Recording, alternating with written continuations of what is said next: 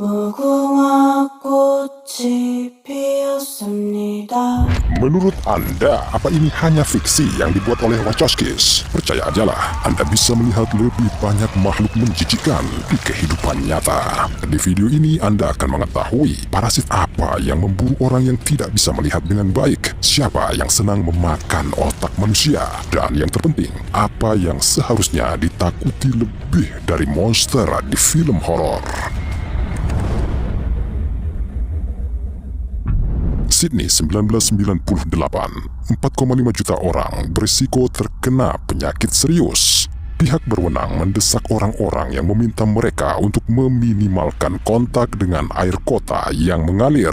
Semua karena monster yang datang dari selokan, Cryptosporidium. Jika tak sengaja ini tertelan, Anda akan kena demam dan diare hanya dalam 1 minggu. Itu kalau badan Anda memiliki kekebalan yang kuat. Jika tidak, atau jika Anda lemah pada saat infeksi, misalnya nih, menderita flu biasa, diare mungkin akan menjadi kronis. Anda akan mulai kehilangan hingga 25 liter cairan setiap hari, dan segera Anda akan mati karena dehidrasi. Sekalipun Anda beruntung dapat pulih dengan cepat tanpa konsekuensi apapun, Anda berpotensi membahayakan bagi masyarakat. Itu karena setelah menangani Cryptosporidiosis, beberapa orang dapat tetap hidup dengan parasit tersebut dan menularkan infeksinya kepada orang lain. Ada solusinya. Untuk mencegahnya, dalam banyak kasus cukup merebus air minum saja. Adapun monster penghuni air berikutnya, yang ini jauh lebih rumit.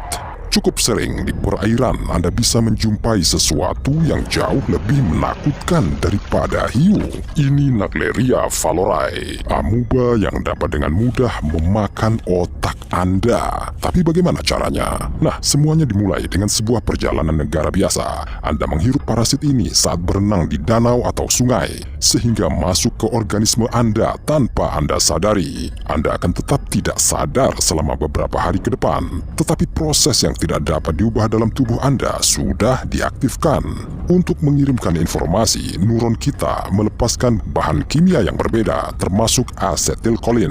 Sebagai bawaan evolusi yang random, amebas cukup pandai mengenalinya. Jadi ketika mereka sampai di mukosa hidung, asetilkolin membantu mereka berjalan dengan cepat ke saraf penciuman, langsung ke otak Anda. Dan disitulah makhluk ini menemukan surga di bumi yang tidak bisa dikatakan tentang Anda. Basah dan hangat di dalam kepala manusia, seperti di danau tempat ameba hidup dan tumbuh subur.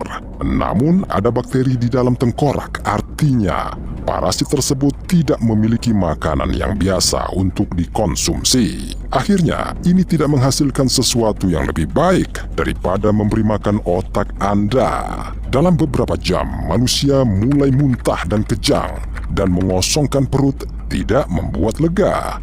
Sakit kepala yang tak tertahankan diikuti oleh delirium atau bahkan koma. Akibatnya, otak korban membengkak dan kemudian berhenti pas di tengkorak. Keadaan ini disebut necrolysis. Seseorang yang mengalaminya tidak pernah sadar kembali dan tersedak sampai mati. Kematian dari penyakit ini mencapai 97%.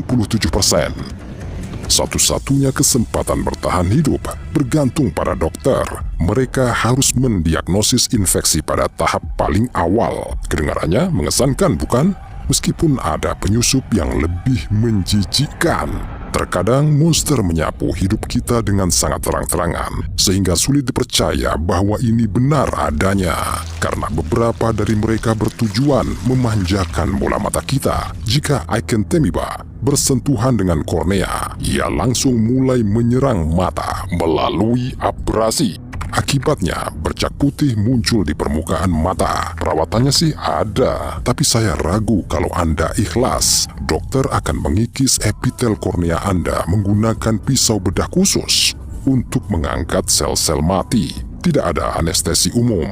Saya setuju dengan Anda. Menjijikkan. tetapi harus segera bertindak. Jika tidak, Anda bisa menderita kebutaan total. Yang menarik, mungkin cukup hanya dengan memasang lensa kontak Anda dan Anda terinfeksi. Secara statistik, persis seperti itulah 90% pasien terjangkit penyakit itu. Saya kira berita ini dapat membuat Anda merasakan dorongan yang kuat untuk menyingkirkan kontak Anda. Tapi jangan buru-buru melakukan itu. Izinkan saya mengalihkan perhatian Anda ke beberapa parasit lain yang dapat menembus tubuh Anda melalui kulit yang benar-benar sehat. Itulah cacing Dracunculus betina, juga dikenal sebagai cacing gelang. Mereka ditemukan di tempat basah seperti rawa tempat mereka berkembang biak di Kopoda. Jadi, jika manusia memutuskan untuk berjalan-jalan di sana, ada kemungkinan besar mereka akan tertular infeksi. Larva parasit dapat bertahan di tubuh untuk waktu yang lama dan masuk melalui pori-pori secepat mungkin. Masalahnya adalah korban tidak akan tahu apa yang terjadi selama setahun penuh. Untuk sekitar 12 bulan, cacing akan berkeliaran di sekitar anatomi Anda untuk akhirnya menetap di jaringan subkutan salah satu anggota tubuh Anda. Segera Anda akan memiliki bisul di tubuh Anda dengan cacing mencuat dari tengah. Dan itu bukan hal yang paling mengerikan. Untuk mengekstrak cacing, dokter modern masih menggunakan metode yang dijelaskan di sebuah teks Mesir kuno yang berasal dari pertengahan milenium kedua sebelum Masehi. Ini tentang menggulung parasit yang muncul perlahan ke tongkat tipis panjang. Prosedur ini dapat memakan waktu hingga beberapa minggu. Mengapa lama sekali?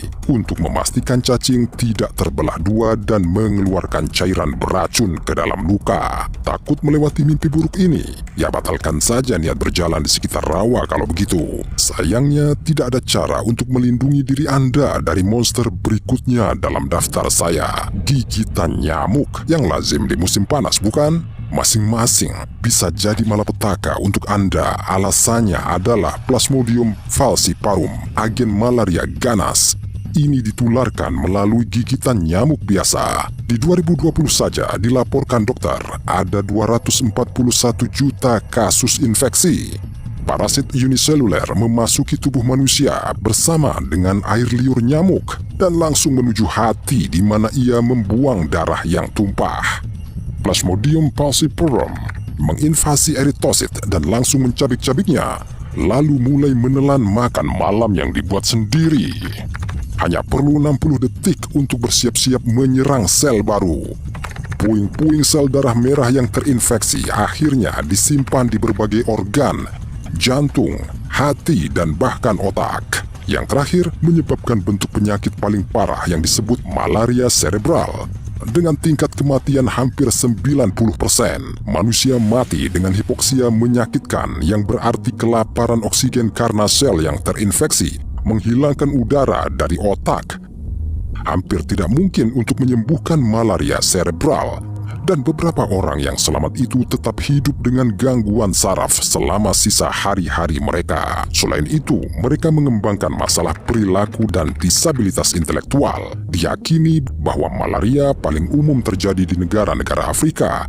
Bagaimanapun, tidak ada yang suka ini. Ada kasus panjang sejarah ketika parasit ini menyebar di iklim yang lebih dingin. Misalnya di 1820-an, selama pembangunan Kanal Rideau Kanada. Dan karena iklim planet kita berubah sangat cepat akhir-akhir ini, siapa yang tahu seberapa jauh benda uniseluler yang berani ini? Belum lagi, umat manusia saat ini sangat tidak berdaya dalam upayanya menemukan cara baru yang efektif untuk mengobati malaria. Kita belum menyaksikan setiap kemajuan dalam bidang ini sejak 2014. Para ilmuwan dan dokter tampaknya menemui jalan buntu. Sebenarnya, film horor paling menakutkan sepanjang masa mungkin terlihat seperti ini. Siapa yang tahu apa yang sebenarnya disembunyikan di balik lanskap yang damai ini? Sekarang coba jawab, parasit apa yang paling menghantui dan menakutkan Anda?